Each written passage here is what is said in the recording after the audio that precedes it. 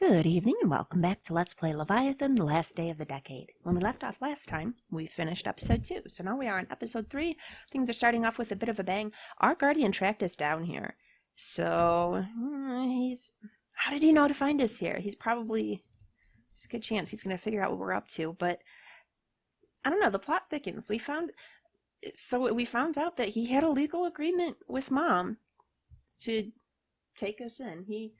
She sold us because the family was in debt, which really sits very poorly with me. Oliver was kind of like, oh, well, I guess I can kind of see she was swimming in debt, things were desperate. No, you don't sell your children. Anyhow, so then there was evidence after that she kind of regretted the decision. So that was the motive for Kristian to kill her. He's also got the shadow that he can't control, so he may well have not even intended to kill her, just the shadow went to town. Like, he may have went to just discuss with her. But we're still trying to figure out. There's a lot of mystery left. So I'm kind of on the fence here. I don't know if he's a good guy or a bad guy necessarily. I mean, obviously kind of bad. He's got like a shadow demon that kills people following him around, but we also have Edna, so can't judge him too much. I don't know, but why did he want to adopt Oliver in the first place? Why has the Orvood family been taking an interest in children? Alright. Oh, and I can talk to this fella now. Well, first off, what's going on with our buddy Profus? Profus Butterfly, District Archive of the Cistercius District. Reference Department, Stamps and Signatures. Sometimes I think that all the customers in here are the same person. Maybe that's because I see your face too much. Well, I thought we were friends. I just wanted to chat with you. I'm waiting, Bertrand. Tell me why you came while I'm solving this crossword. Oh, I interrupted something important, did I? Profus closes his eyes and starts thinking about something personal. Well, okay, you betrayed. So it could be, maybe he did alert Kristian, but if he did, I don't want to, you betrayed me. Kristian Orvood is a scary guy. He doesn't want to get mixed up in a bunch of crap. So if he tells Profus, hey, if you see my warden here, you let me know, he's going to let Kristian know. So I'm not going to hold that against him. What's new? What's new, Fatso? Oliver, we were making friends with him. New, you ask? Let me think. What's new? 2 volumes of certificates and statements, dozens of mean old ladies, and a rash on my hindquarters. Thanks for sharing that with us, Profus. What else could be new in this crappy archive? Well, okay, we don't really have a friendly option, so let's do it. Let's do the you betrayed me, and I feel it's probably justified. I can understand where he's coming from, but I want to see where the conversation option takes us. Hey, Fatso, you told my guardian on me. What the hell? Did he pay you? Whoa, look at those eyes. Hey, now, easy there. Calm down. And say it, don't spray it. We're not close enough for me to like it. I have no idea why your guardian suddenly showed up to get you from the archive. If someone squealed on you, it wasn't me. Ooh, maybe that guy over there. Then who? This is an archive, not an information booth. I'm not a barman, but I heard that they like to answer idiotic questions. Stop looking at me like that. I have no idea who told on you, I promise. Don't bother me, okay? I'm trying to remember something, and you are distracting me. Profus closes his eyes, starts thinking about something personal. Alright, we're not getting anything else out of him. Goodbye, Profus. Okay, see you. I hope that I won't see you here too often. The archive is still a mess from all your investigating. Yeah, but actually, he did help us out a lot. We got a bunch of information here. Alright. Who is this gentleman? Yes? Well, let's have a closer look at him. Oliver looks at the stranger with a cursory glance. He's a rugged, beefy man with a short, thick beard and slightly chubby, wrinkly face. And he's missing a leg. Instead, he has a steel crutch drilled directly into his bone with round joints protruding out of it.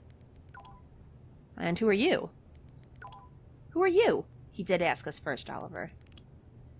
I don't remember ever drinking with you before, and you're not one of my brothers in arms. So why are you bothering me? Sorry, I just like to talk to people. Much better. I'm Albert Morgan. I serve in the Bureau, and I'm always stuck here. The office rats get on my nerves. Although, it looks like I'm one of those rats now, too. What can I do about this stump? Shows on leg. Times used to be different. Well, let's talk, Albert. Yes? Same options. And who are you? Who are you? We never even told him our name. What do we got here? The sign has faded and lost its color. Looks like it's really old. Don't understand what is engraved on it, but it looks like a map of the building. Okay.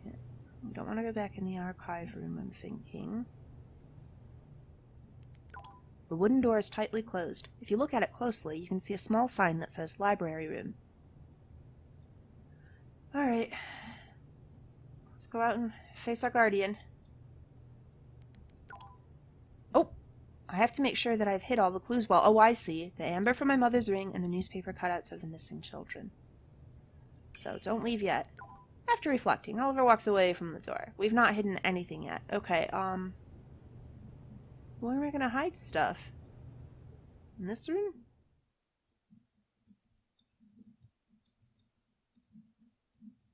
Oh, by the chicken.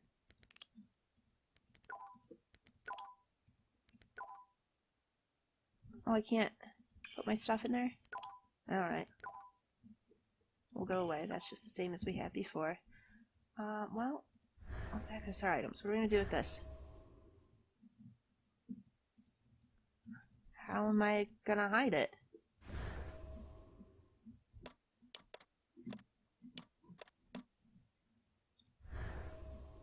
And newspaper clippings.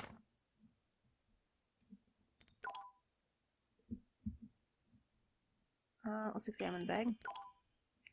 Carefully examines the bag, inside and out. It's just a bag. It looks really, really old. The fasteners are speckled with rust. Some of the threads are rotting and the seams are ripped. All in all, I really don't care what its condition is. What's more important is what's inside. Oliver holds the bag in his hands. It has newspaper cutouts of dead children. Let's take out the newspaper again. Once the bag puts contents in his pocket. Now the evidence doesn't take up so much space, and it will be easier to hide it from my guardian. And an empty bag will also be a good distraction. Oliver holds the bag. Okay, we can stop examining. Damn bag, I have more important things to do. For example, find a way to hide especially important evidence from my guardian. Oliver throws the bag to the side. We're done with it. Get out of here. Okay. So, these clippings. Crumpled and yellow old newspaper cutouts. Here's something about a lost child. This old newspaper cutout is a bit frayed on the corners. It's dry and brittle from time, and is decaying in places. Among the obituaries and real estate classifieds, there's something circled with a pencil. Since February 1574, we, Philip and Maria Kraftberg, have been looking for our son, Paul Kraftberg, heir of the House of Kraftberg, who is 6 years old. He's about 4 feet tall, with blue eyes and light, almost white hair. He disappeared from his carriage on the morning of February 17th, 1574. Please contact us with any information or help. We will pay handsomely for any useful leads. Okay, but what are we going to do with this?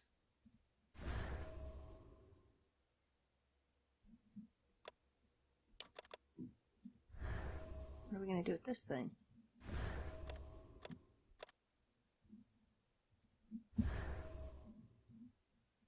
Alright, let's step out of here. So how do we hide any of this stuff? Okay, I don't actually want to talk to this guy. I was hoping there'd be a new option now that we got the clippings out of the bag, but no. Library room.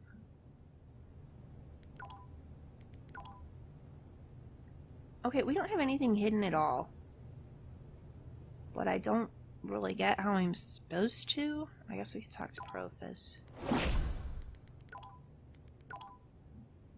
No, that's just the same options.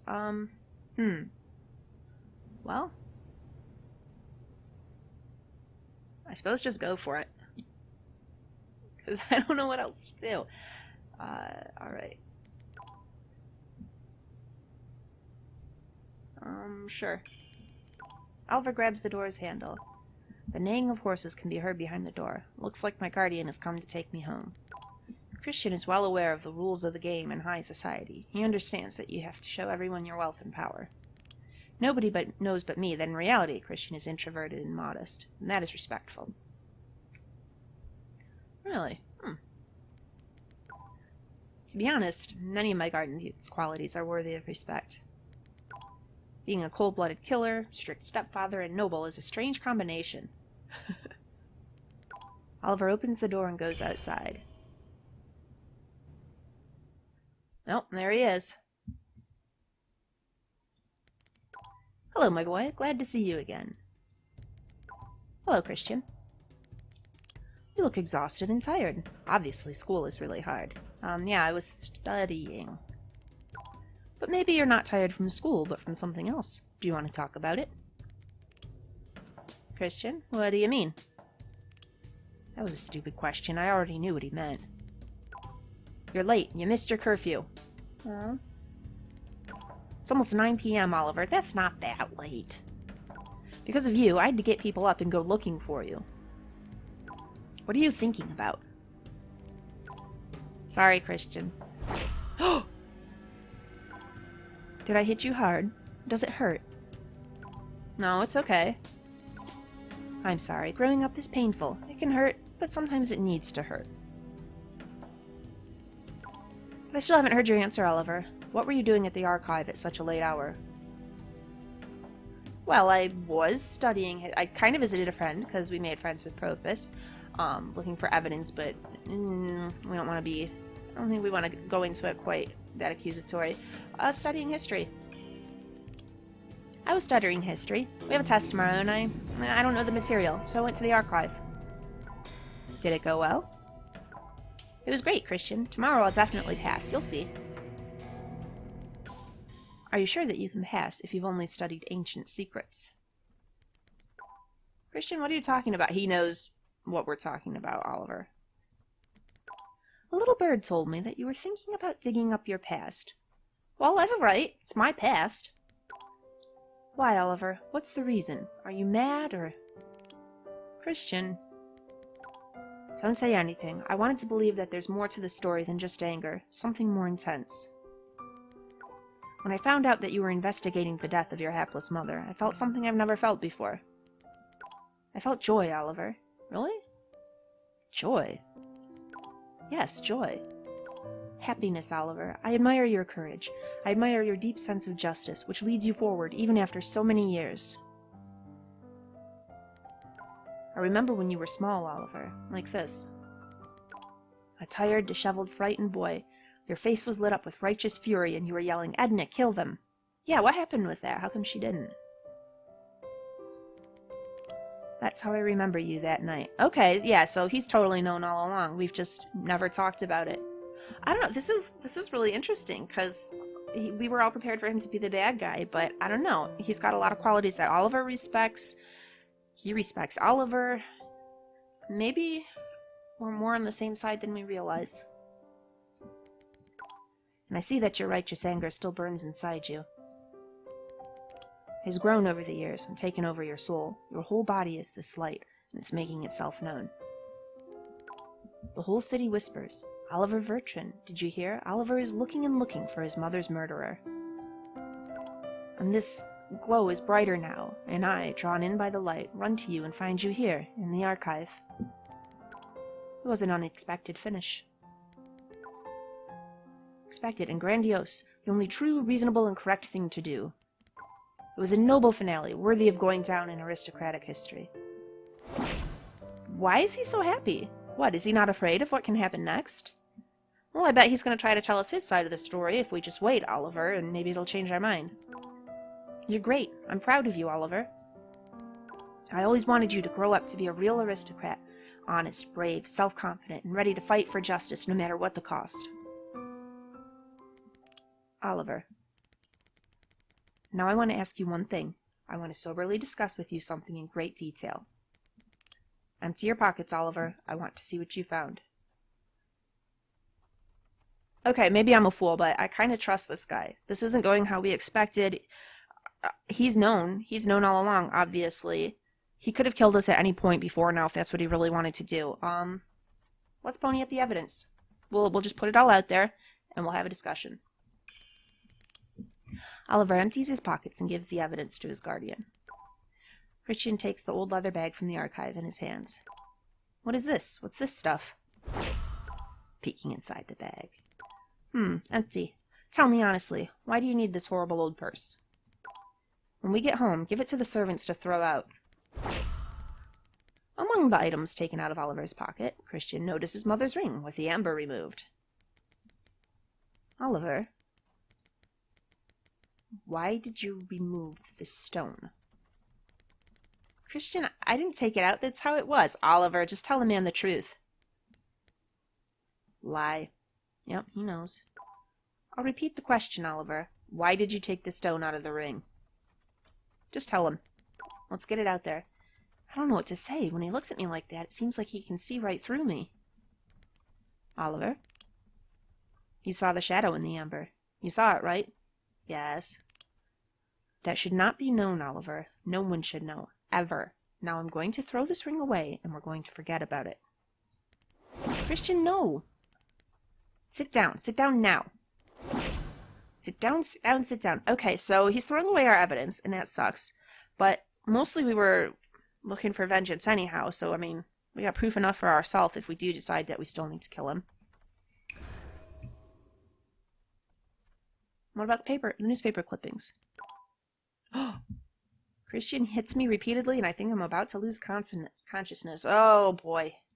Yeah, I messed up. Everything is getting dark. I'm regaining consciousness and see Kristian opening the carriage door as he quickly throws all evidence on the road. Looks like I lost. Failed. Okay, so we do need to definitely keep things secret from this guy. Alright, let's try again. So, do I need to take the papers out of the bag again? Oh no, there's a bunch of them. I missed some. An uneven scrap of newspaper bathed in candle wax. Lost. Not found. The last paragraph says Otto. I can't make out anything else. I can see a lot of greasy marks on the paper from candle wax. Almost every ad has some wax on it, and I can only make out a few words. 1577, until now, witnesses, young Terence Otto.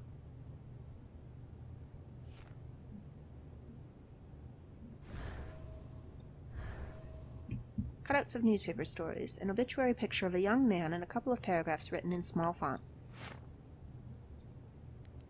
Half the page is filled up by a large dark photograph of a young boy outlined with a thick funeral frame. With great sorrow and terrible pain in our hearts, we inform every citizen in the city of Kristian of the death of Bertram Landmasser. Between the 6th and 7th of April, 1572, Bertram hung himself after drinking wine in his residence at the apartment building on Butter Lane. The reason for young Landmasser's untimely death is still unclear, but it may be due to the long-time quarrel with his family. Bertram left his father's house 2 years before his death. He was supported by some unknown benefactor. Here's the last paragraph. According to his friends, Bertram was kind, but had poor self-control and often had problems with alcohol. However, in the year before his death, he discovered he was adept at mathematics. He was a gifted yet lazy young man with a good heart, said Praise Lesfrid, professor at the academy where Bertram studied until his death. We are confident his soul has found peace in the depths of the Leviathan, and that the family patriarch will forgive the sins of his son. Interesting. Alright, let's do this. Do I need to talk to this guy again? Just in case it's important.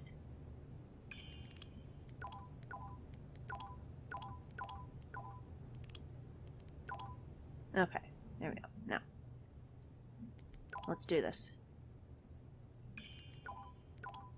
Well, he's still gonna get the ring, but maybe if we just pick different answers, it'll be okay. Okay. So, it turns out he's a pretty terrible person after all.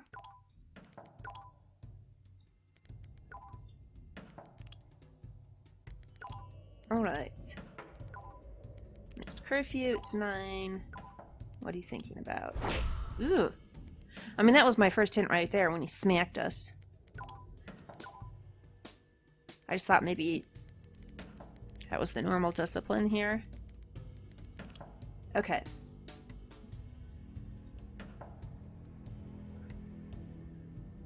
Visited a friend? Visited a friend. Kristian, I just went to go and see an old friend, and we hung out. Oh, Oliver.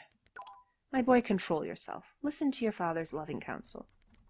Before lying, think about how a stupid, ridiculous fib makes you look in front of other people. It was kind of a poor lie. Who would we be meeting in the archives? Profus, but, you know, that's not gonna convince him. Really, I didn't even need to ask you that question. I knew what you were up to. What was that, Kristian? A little bird told me you were thinking about digging up your past. Then there's all of this. So he admires us, but...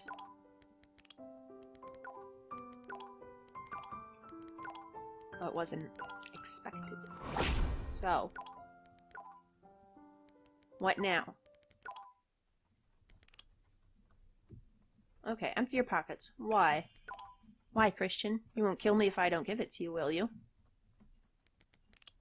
Why be stupid, my boy? Since your investigation is no longer kept secret from me, why don't you show me your cards?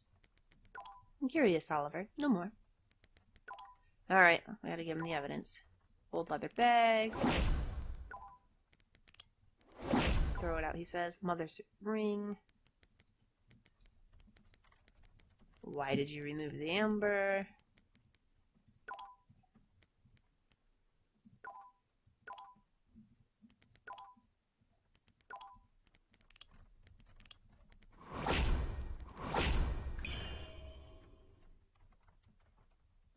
Wait. I still failed? Dang it, I was hoping that... okay. So there's got to be something else we can do with the ring, then. Where am I going to put it?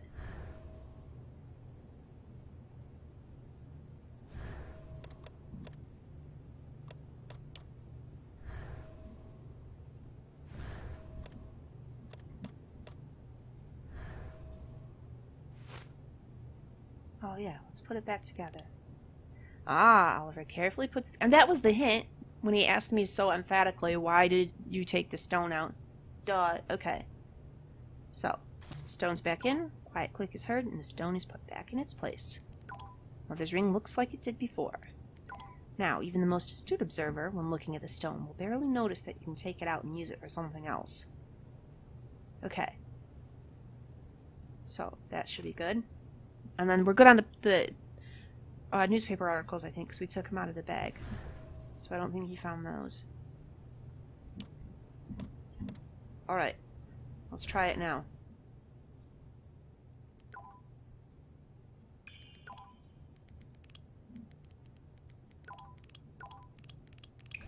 Okay. Alright, you.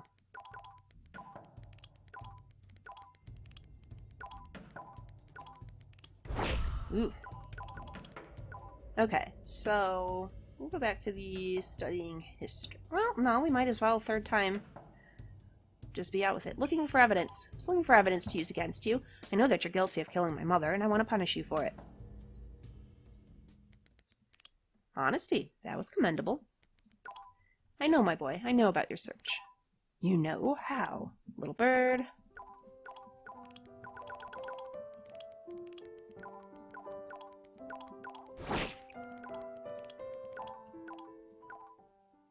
Alright, empty your pockets. I still like the... well, no. Go to hell. You want to see what I found? Then try to take it. That was not wise. You forget yourself. You forget yourself, my boy. Don't let my tone fool you. I'm not asking, but demanding that you give me the evidence right now. No, get your hands off, Kristian. I'm gonna die again.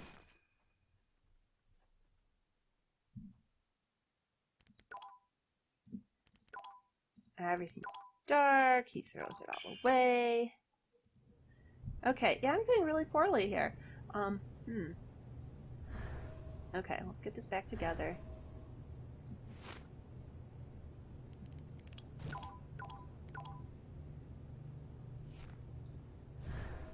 Okay.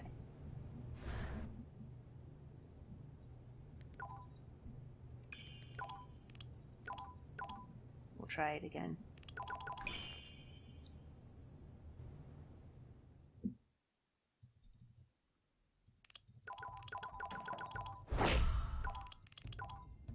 So we'll stick with looking for evidence, because that worked out.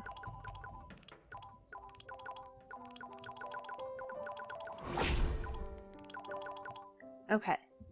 And we'll show him the evidence. Old leather bag. Throw it away. Mother's ring. Kristian looks at it a long time. The past can suddenly, unavoidably overtake us. Poor Sherry. I remember when I gave her that ring. You must be aware of the deal your mother and I made. That ring was supposed to be a reminder of our deal. Alas, it didn't help. Becomes gloomy. You probably know what happened next. Your father killed himself because he couldn't pay off your family's debts. Sherry was already a bit of a nut job, but the death of her beloved husband was too much for her. Your mother, Oliver, went crazy. The memories of what happened the days before your father killed himself were forgotten. She couldn't recognize me and didn't want to hear anything about our deal. That night I came to her to beg and plead, and Orvood has never done that before, but I was willing. But there was no effect. I killed her by accident in a fit of rage. Could not control myself, and if you'd asked me if I feel bad about it, I would say yes, very bad. Do you really? I don't know, he's still got this uncontrollable rage that comes out occasionally. Kristian wisely didn't say anything about the Shadow's role in the murder. I need to continue to play along and make it look like I don't know all the details. Glad that I put the ring back together. If my guardian knows about the properties of amber, then the stone that was removed would have made him suspicious. Yeah. Kristian takes some time to look through the documents that Oliver found. Then he puts them aside. Trash, some pieces of paper and clippings. Junk. It's all junk. His hands shake. Is it just me, or does he look disappointed? You call that evidence, my boy. I'm sorry, but it wouldn't be enough evidence even if you were pretending to be a detective. On the other hand, you learned a valuable lesson, figured everything out, and diligently took your own path. Commendable. Very commendable. But we digress. Let's get back to the things that I've already mentioned, and what I want to talk to you about immediately. First of all, I want you to answer a question that has been tormenting me for many years. Oliver, I want to know how you feel about me. Well, he's not my father. Although, he took a lot of time to raise me. 10 years he's invested in me. I don't know that I feel... there's a bit of disgust. I think it might be true that he didn't mean to kill Mother. There's obviously this weird curse following his family with this shadow that he can't necessarily control. He's a crappy guy. Like, he just hit me there. That sucks. He says Mom's a nut job, but I can't help but think maybe he is a bit too. I guess it's hard to explain. No, stop. Don't rush your answer. I know the feeling. There's a voice inside you that probably wants to yell out how much you hate me, but I don't believe that voice. Remember what I told you today. You're on the right path and are doing what you should be, but that's the past, and it should stay in the past. Don't tell me that you remember your mother well. I'll never believe it. Well, it was 8. You get some pretty definitive memories by 8. As you know, my mother died when she was young. All I remember of her or her blonde curls and her turned upper lip. Everything else has utterly been forgotten. It's a void. That's what always happens. That void is always filled with made-up love, sadness for something that never existed, worrying and longing. Even now, Oliver, you keep remembering your mother who has passed away long ago. You forget about another person. What, my father? Ah, about a person who gently led you by the hand your whole life. You forgot about me. Not that gently. You smacked me with your cane. 10 years, Oliver. 10 whole years of memories and a shared past. Are you ready to forget about all this? I don't know. He's got a point, but that he's bringing it up makes me wonder if it's not some kind of sick manipulation, because that could be the case too. Do you remember how I taught you to play the piano? Your fingers would stumble over the keys when you played scales fast, and I would play them with you. Do you remember? Yes. In 1584, we put together an amazing collection at the book fair, right? The whole day we walked around without taking a rest, and then we took a whole library of books home with us. I remember this, Kristian. It was really cool. Do you remember when you were really young and you were afraid of the dark? I would sit next to you on the bed and hold your hand until you fell asleep. Sometimes I would fall asleep before you. In the morning I would wake up on the floor. I really was scared at night, and I really was calmer when Kristian was sitting next to me. You see? What is this? Rapier, rosemary, do you remember? Oh, when I was a child I couldn't say the letter R. Kristian taught me to say it correctly. Those little memories are worth more to me than any treasure on earth. Those memories are meaningful when we're together. They create our world, not the one that you're trying to resurrect from your past, but the one that you are living in with me. Tell me, Oliver, has it been that bad with me? No, Kristian. I'm strict, my boy, and I'm cruel to you. But does that make you have hatred towards me? No, Kristian.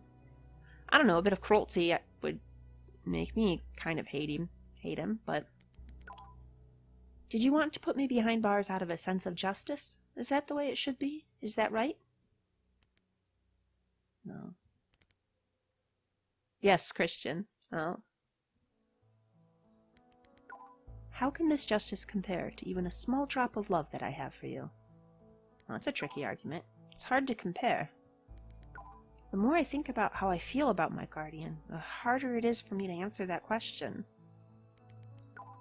Probably not. Kristian's eyes glisten with tears. Let me hug you, my boy. I don't... See, if I hadn't failed before and you beat me senseless, then I would trust this hug, but now I kind of don't. I haven't hugged you for so long. Kristian hugs Oliver. Okay. What a strange guy. I'm with Oliver. I kind of don't know what to think about him now. Why has the carriage stopped? We've already arrived, Kristian. Oh, really? Looks out the window. Indeed. Wow, time sure did fly. Let's go into the house, Oliver. I'll order dinner for you.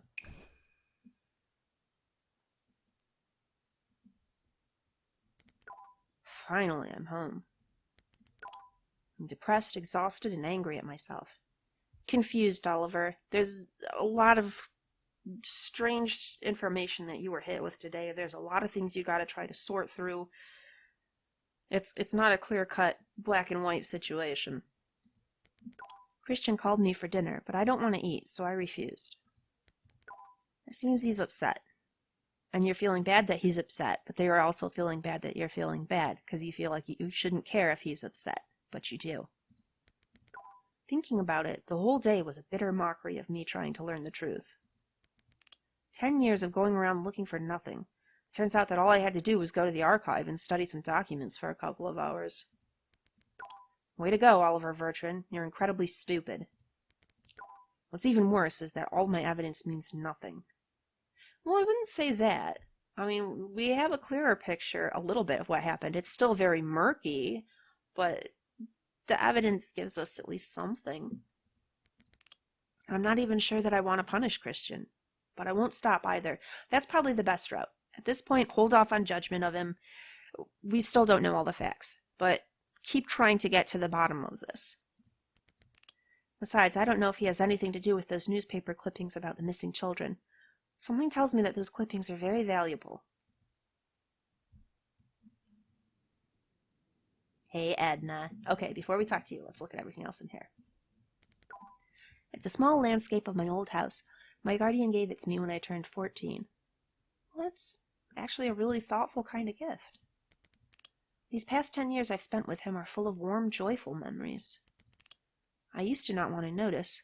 I never thought that those memories were important, and if I did think about them, then I tried to poison them with hatred and a desire to take revenge. Oh, how stupid that was. Even that nice picture would create a storm of anger within me. I got mad thinking that my guardian was purposely trying to remind me of my mother and what happened that night.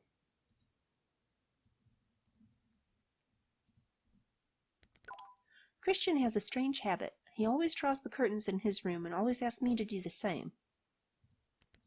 I used to get annoyed, but I've gotten used to it. Huh. But why does he do that?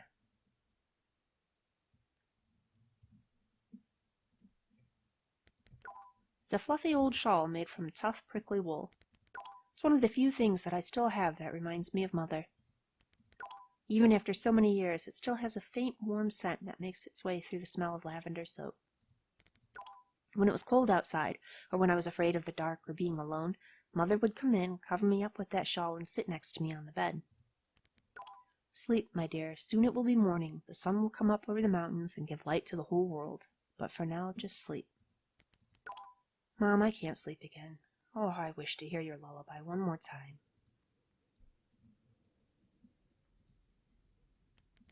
It's a small mirror in a silver case. I remember how Mom took it everywhere with her. Once we went walking in the forest. We wandered around half the day, and then we came to a meadow. We literally fell on the grass and laid there for a long, long time. I was tired of just laying there. Mother saw that I was bored and invented a game. She used the mirror to reflect the sun's rays next to where I was laying. She said, "His name is Saul. He's a kind cloud spirit, a fish that the sun floating in the sky decided to give you. Saul will be your friend." That game was really fun. I ran around the field trying to catch that little light. I gave it a bath in the stream and even built a small wooden house for it. Despite everything, Mother could really make up interesting stories about ordinary things. That candlestick used to be in my parents' bedroom next to their bed. I don't even know why I have it. I remember how I climbed into my father's trunk and accidentally spilled some black powder. Father got really angry when he entered the room and saw me crying because I threw all his things all over the room. Father never hit me, but he was infuriated, and Mother hit him with that candlestick on the back when he made a fist at me. Yikes. She hit him and started crying. I remember. I used to have Mother's portrait. Years ago I hid it in my wardrobe with all my clothes and forgot about it. I need to find it. I want to remember what Mother looked like. All right, we'll look for it. Wardrobe. Okay, so over here. Let's look at everything else first. It's a fluffy rug with thick, long fur. Kristian brought it from Miss Bay. "Such rugs like this are really rare," he said, adding, "You deserve this rug. It will lay on the floor next to your bed and warm your feet every day you wake up." Kristian doesn't care for luxury and expensive things, but he only buys the best things for my room.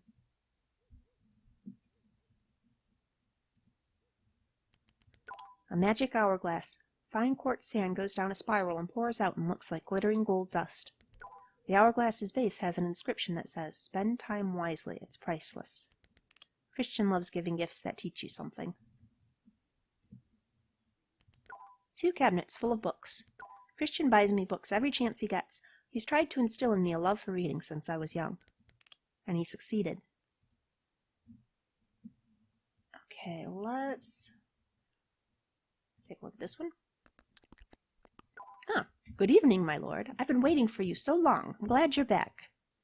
It's good to see you, Edna. I brought you some food, my sweetie. Here's some stew with sour cream in it and beans and hot sauce. Take your seat. Edna, how many times have I told you that I don't like beans? Oh, really? But your guardian said you have to eat them. He says it's good for your heart. Really? Beans, they're good for your heart? The more you eat, the more you fart. Is that really what we're referencing here, Edna? What's wrong with you? You don't want beans, but you always want to drink wine at night. Well, some of us like wine better than beans. Okay, Edna, I'll eat them. One day I'll die from eating so many beans. Here, my sweetie, but wash your hands before you eat. There are germs, bacteria, and all sorts of nasty things on them. You know you'll get sick. You'll eat something in the morning, and by evening you'll be throwing up bile, have bloody diarrhea, and your eyes will be yellow like someone who's dying. Edna! Joel, my dead husband, once talked about how he went fishing. He talked about how one of his friends got worms. They started crawling under his skin. His friend ate some raw fish. Could you stop sharing these gross stories? Edna, what the hell are you talking about? You could have waited until I was finished eating. Bon appetit, my sweetie. Ugh. I'm sorry, sweetie. I wasn't trying to be mean. Don't get mad at an old woman. I know, you say some strange things without thinking about it. Perhaps we can talk about something more pleasant. How's your investigation going? Will you tell me, I should be able to tell. She's my demon, right? She's not going to double-cross me, is she? Well, first, let's check with her. What's new? What's new, Edna? Edna, can you tell me how you're doing? Oh, Master, it's been so long since you've asked me. Nothing much. I scared a trader in the market, stole some pork from a butcher, and ate 2 chickens on a street corner. If Edna gets discovered by guards, she'll just tear them up into pieces. Although, she'd cut them up into pieces anyway. She is a demon after all. You know, my sweetie, that the decade is almost over. The fog from the tower is getting thinner and thinner. It's so unusual to see. Today I flew to the tower and flew around in circles around the spire. It's an amazingly beautiful building, my sweetie. What's new with you, my dear? How's your investigation? What did you find in the archive, Will you tell me? She's pressing, and I almost don't want to, because I'm afraid maybe she's spying and she'll double-cross me, but I don't want... She's my Edna. I want to be able to trust in her, so we're gonna go ahead and go for it. The investigation... Oh, Edna, there's too many details, so I'll tell you briefly what happened. Kristian didn't kill my mother. His shadow did it. Really? Oh, yes, I knew it. That vile demon. Strange to hear one aberrant talking trash about another aberrant. That's a good point. What else, my sweetie? I want to hear every detail. I don't know why, but she's acting suspicious. Oh, crap, don't tell her. I think for now I won't tell her about the amber and newspaper clippings that talk about the lost children. No, I want to be able to trust Edna. But if Oliver's suspicious, she's gonna freaking betray us. Come on, Master, don't keep me waiting. It feels like you're eating my heart with mustard sauce. It's too long of a story, Edna. I'm very tired. If you want, I'll tell you tomorrow. Everything, right down to the last detail. Right down to the last detail. Oh, sweet, I can't wait. I want to sleep, Edna. Disappear, okay? As you wish, my sweetie. I'll leave you now. Okay, so this is our bed, and I actually do not want to go there yet. I'm going to look in the wardrobe. And there it is. Mother's portrait. It's Mother's portrait in a simple wooden frame. It used to be on my dresser in my room. Take it. What else in here? Kristian made me appreciate gifts ever since I was little. Once he saw me throw my jacket on a chair. Oh, how furious he got. Are you a commoner or something? He angrily asked me. Don't you dare, Oliver. Don't you dare do that again, you hear? You, me, and other nobles are special people, and you, Oliver, are one of the most special. Don't disappoint me, and don't screw yourself up. I'd never forgive you. Wow. Well, let's take a look at our portrait.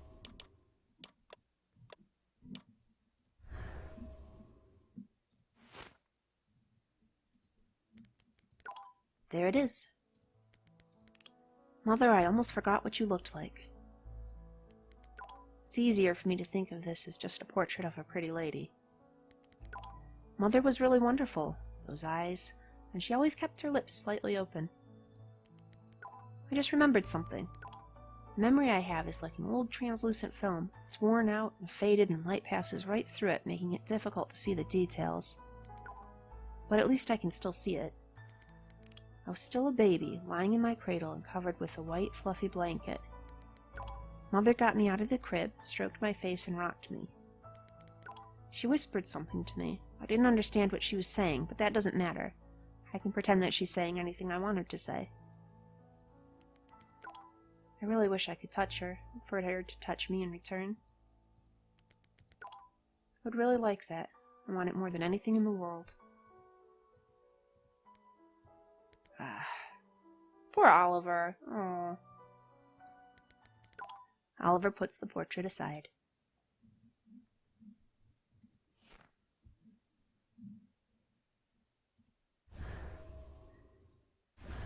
Alright. Well, I think it's probably time to head up towards bed. And I'm also going to go ahead and wind the episode down here. So please like and subscribe if you've enjoyed this. Come back next time. I think we're going to call everybody on the phone. I just want to do that periodically to see if there's anything new.